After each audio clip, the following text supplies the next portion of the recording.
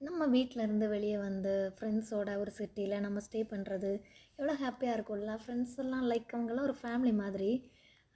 அது எல்லா ஃப்ரெண்ட்ஸோட இருக்க எல்லா கேர்ள்ஸுக்குமே இது வந்து ரிலேட் ஆகும்.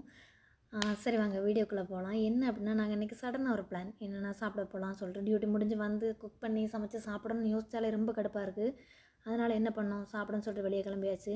நிறைய பிளான் பண்ணோம் சாப்பிட்றதுக்கு. ஆனால் லாஸ்ட் நாங்கள் என்ன ஆர்டர் பண்ணோம், ப்ராஸ்டட் சிக்கன். சரின்னு சொல்லிட்டு எங்களுக்கு ஒரு விஷயம் இருக்குது. என்னென்னா, நிறையா சாப்பிடணும்னு நினச்சி தான் நம்ம பிளான் பண்ணி போகும். அதுக்கு வேண்டி மத்தியானத்துலேருந்தே எல்லோரும் பட்னி. ஆனால் லாஸ்ட் அங்கே போனதுக்கப்புறம் ஒரு 2 பீஸ் சிக்கன், அப்புறம் கொஞ்சம் ஃப்ரெஞ்ச் ஃப்ரைஸ் சாப்பிட்டதுக்கப்புறமே வயிறு நிறைஞ்சிரும். அப்புறம் என்ன பண்ணுறதுன்னு தெரியாது.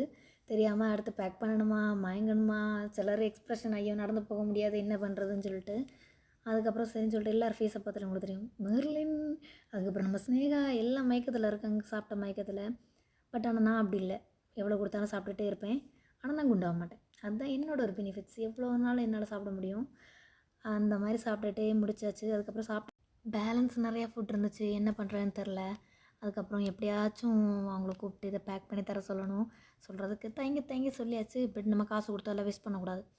அதனால் எல்லாம் பேக் பண்ணி வீட்டுக்கு வாங்கிட்டு போயாச்சு. அவ்வளோதான் இன்றைக்கி. Bye bye.